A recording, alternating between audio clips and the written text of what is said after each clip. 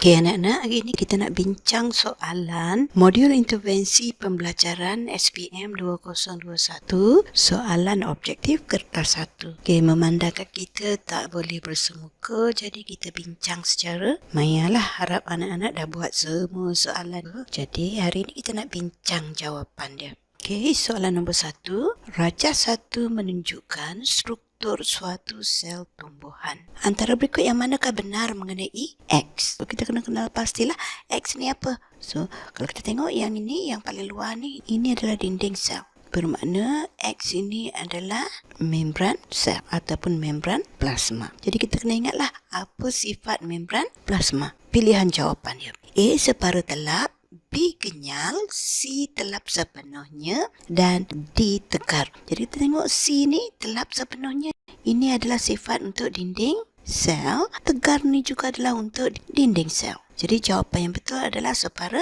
telap, iaitu membran plasma ini membenarkan sesetengah bahan sahaja merentasinya, iaitu bahan yang bersaiz kecil. Nombor 2. Rajah 2 menunjukkan paramecium spesies yang hidup di air tawar. Apakah yang akan berlaku kepada paramecium spesies jika struktur Y tidak berfungsi? Jadi Y ini apa? Y ini adalah vakuol mengejut. Jadi, apa fungsi vakuol mengejut ni? Ya, fungsinya adalah untuk kawal atur tekanan osmosis ataupun pengosmo kawal aturan. Kita tahu paramecium ni hidup dalam air tawar. Ya, bermaksud air tawar ini adalah hipotonik terhadap sitoplasmanya. Ini menyebabkan molekul air meresap masuk secara osmosis. Dan air yang masuk ini akan dikumpul ke dalam vakuol mengejut. Jadi saiz vakuol mengejut akan bertambah. Vakuol mengejut akan mengembang ke saiz maksimum. Kemudian vakuol mengejut akan mengejut untuk menyingkirkan air. Jadi kalaulah vakuol mengejut ini gagal berfungsi, bermakna air yang masuk ini tidak dapat disingkirkan keluar. Bila tak dapat disingkirkan keluar, paramecium ini akan mengembang, akhirnya dia akan pecah. Akhirnya dia akan meletus. Ini menyebabkan paramecium mati. Jadi apakah yang akan berlaku kepada paramecium jika struktur Y tidak berfungsi? Jawapannya mestilah meletus, iaitu dia akan pecah. Paramecium akan mengejut sekiranya dimasukkan ke dalam larutan yang hipertonik. Soalan nombor 3. Air adalah molekul berkutub. Jelaskan pernyataan tersebut. Dia tanya apa maksud molekul berkutub ni. Kita tahu air terdiri daripada unsur hidrogen dan juga oksigen yang berkongsi elektron. Hidrogen mempunyai 1 elektron. Oksigen pula mempunyai 8 elektron, iaitu 2 di petala dalam, 6 di petala luar. Keadaan oktetnya adalah kena 8 elektron. Jadi dia tak cukup 2, so dia kena berkongsi dengan hidrogen. So kalau kita tengok yang 8 elektron ni, 1, 2, 3, 4, 5, 6. Okey, jadi bahagian ini dia kena kongsi elektron. Okey, bila dia kongsi elektron, dia akan jadi 1, 2, 3, 4, 5, 6. Ini oksigen, ini hidrogen. Ini elektron untuk hidrogen. Sini dia kongsi juga dengan satu lagi hidrogen. Elektron hidrogen ini lebih tertarik kepada oksigen yang lebih elektronegatif. Jadi elektronnya tertarik ke arah oksigen, menyebabkan atom hidrogen lebih bercas positif sebab cas negatifnya sudah pun tertarik ke oksigen. Jadi hidrogennya lebih bercas positif. Oksigen ni pula bila dia tarik elektron ke arahnya, maka dia lebih bercas negatif. Jadi kita nampaklah hidrogen lebih bercas positif, oksigen lebih bercas negatif. Jadi pembahagian casnya tidak sama. Kemudian kita tengok antara satu molekul air dengan satu lagi molekul air. Wujudlah satu daya tarikan, wujudlah satu ikatan antara satu molekul air dengan satu molekul air lagi disebabkan oleh kutub yang berbeza. Ikatan ini dipanggil sebagai ikatan hidrogen. Ikatan hidrogen ini membolehkan air bertindak sebagai pelarut semesta. Selain daripada itu, ikatan hidrogen ini jugalah yang mewujudkan daya lekitan dan daya lekatan dalam tindakan kapilari. yang menyebabkan air dapat diangkut naik dalam salur xilem. Soalan nombor 4. Rajah 3 menunjukkan aras tenaga semasa satu tindak balas enzim. Antara aras A, B, C dan D yang manakah menunjukkan tenaga pengaktifan dengan enzim? Okey, kita tengok apa maksud tenaga pengaktifan. Tenaga pengaktifan ini ialah tenaga yang diperlukan untuk memecahkan ikatan dalam molekul substrat sebelum tindak balas boleh berlaku. Jadi apa fungsi enzimnya? Enzim mengurangkan tenaga pengaktifan. Substrat tadi mudahlah dipecahkan. Garis yang biru ini adalah menunjukkan tenaga pengaktifan tanpa enzim, iaitu tenaga yang diperlukan untuk memecahkan ikatan dalam molekul substratnya adalah tinggi. Tengok daripada sini sampai sini tinggi. Apabila kita masukkan enzim, di mana enzim ini bertindak sebagai mangkin organik, jadi enzim tadi akan merendahkan daripada tinggi ini, dia akan merendahkan tenaga yang diperlukan untuk pemecahan ini.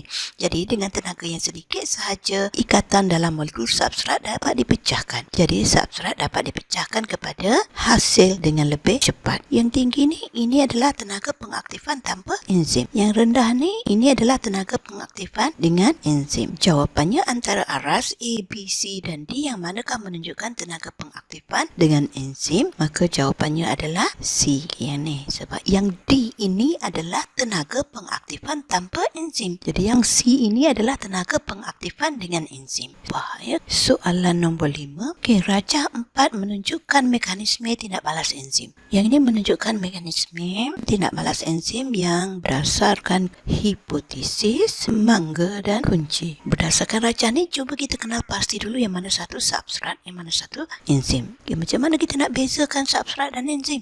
Substrat ni akan dipecahkan kepada hasil. Substrat ni yang besar, hasilnya sudah pun pecah jadi kecil. Enzim ini sifat dia tidak berubah di akhir tindak balas. Bermakna bentuknya tidak berubah. Jadi yang ini mestilah substrat. Sebab apa? Ini bentuk asalnya besar dan substrat ni sudah pun dipecahkan kepada hasil. Ini dah pecah dah. Yang ni adalah substrat. Ini adalah enzim. Sebab apa ini enzim? Sebab bentuk enzim ni tidak berubah. Ya, kekal sama. So, antara berikut yang manakah kesimpulan daripada rajah 4? Yang pertama, tindak balas enzim adalah berbalik. Okay, kita tengok pada gambar. Kalau berbalik, anak panah ini mestilah ke depan dan juga ke belakang. Tapi berdasarkan gambar ni, anak panahnya hanyalah ke depan sahaja. Walaupun memang sebenarnya tindak balas enzim adalah berbalik, tetapi dia tidak ditunjukkan oleh rajah 4. Jadi, tindak balas enzim adalah berbalik ini kita tak boleh terima berdasarkan rajah. Yang kedua, tindak balas enzim adalah spesifik. Okay, tindak balas enzim adalah spesifik ini berdasarkan kepada tapak aktif enzim,